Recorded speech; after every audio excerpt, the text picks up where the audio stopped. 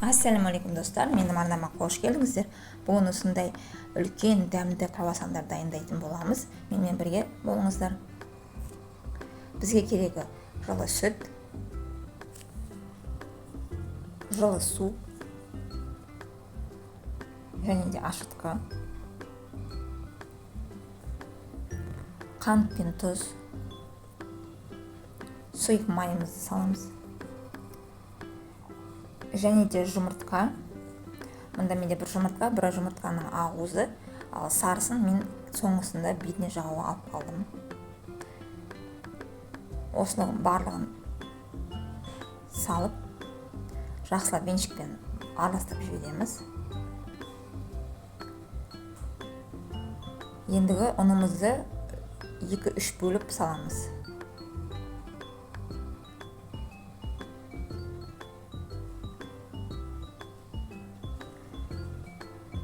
Барлығын жақсылап араластырамыз. Мен бүгін миксермен жасап жатырмын. Сіздер миксер болмаса, қолмен де елесеңіздер де болады. Маған миксермен ыңғайлы. Барлығын біркелкі масса қылып елеп аламыз. Ендігі біз соңында барлығы біріккеннен кейін осылай бөлме температурасындағы сары майды үстіне салып, барлығын тағы да бір жақсы араластырып шығамыз. Біздің массамыз дайын, қамырымыз. Қамырымыз біздің қолға жабыспайды, осындай жұмсақ, әрі тығыз болады осындай. Осы қамырымызды бетін пищевой пленкамен орап, 1 сағатқа жылы жерге бөлме температурасына қоямыз. Біздің қамырымыз көтерілді осылай. Ендігі осы қамырымызды теңдей мен 8 бөлікке бөлем. Сіздер енді қалағанша 10 бөлікке бөлуге, мен 8 бөлікке бөлдім. Қамырымыз осындай тығыз, қолға жабыспайтын, жұмыс жасауға өте ыңғайлы болады. Барлық қамырымызды өйтіп теңдей бөліп болғаннан кейін біртіндеп осылай дөңгелектейміз. Дөңгелектеп осылай жинақтаймыз.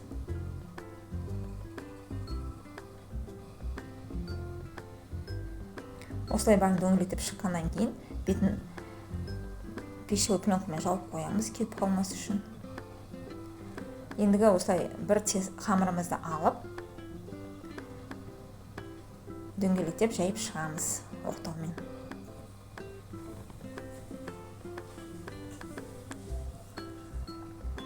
Осылай жайып шыққаннан кейін рет-ретімен қатарымен барлығын да жайып шығамыз 8 бөліктінде.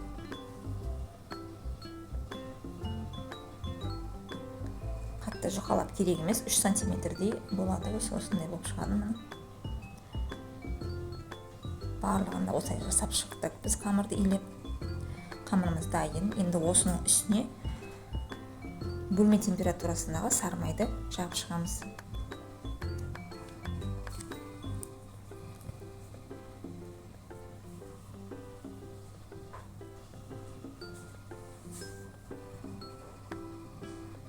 Барлығына да осы рет-ретімен үстіне қамырды қойып, әр қамырдың үстіне осылай майды жағып шығамыз, жұқалап. Майымызды жұқалап жағу керекпіз. Осылай соңғы қамырды қойып, соңғы қамырдың бетіне ештеме жақпаймыз. Жан-жағынан басыңқырап жібереміз. Осылай үстіне ұнымызды сеуіп, осы қамырымызды үстінен оқтаумен жұқалап жайып шығамыз.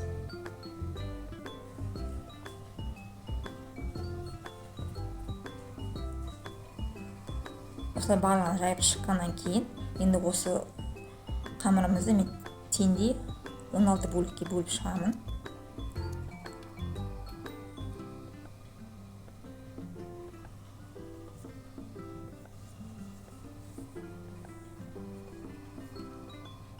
Бөлікке бөліп шыққаннан кейін шеттерінен шамалы кесіңкіреп, үстіне мен вареный сгущенка қолдандым. Сіздер болса болады, болмаса без варенкада жасауға болады. Осындай әдемі круассандарымызды орап шығарамыз. Осындай болып шығады. Өте әдемі, үлкен формада шығады.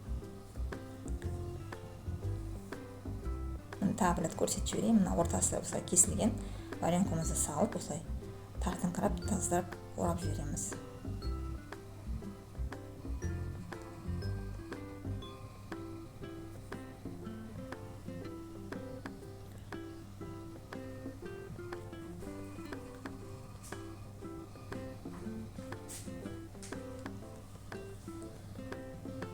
Біздің круассандарымыз дайын. Ендігі 15 минутқа жылы жерде қоя тұрамыз, бетін жауып. Формамызға, өйстіп формамызға салып алғаннан кейін бетіне бана қалған сары жұмыртқаның сарысына бір ас қасық сүт қосып, барлығын араластырып беттен жағып шығамыз.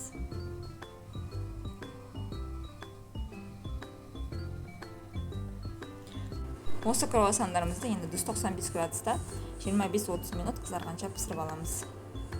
Мына біздің круассандарымыз дайын, осындай үлкен, жұмсақ, әдемі болып шығады. Міндетті түрде жасап көріңіздер. Көңілдеріңіз шығып ұнап жатса, пікір қалдырып, подписка жасап, лайк басуды ұмытпаңыздар. Сіздермен болған Риман. Баршаңызға да көп рахмет.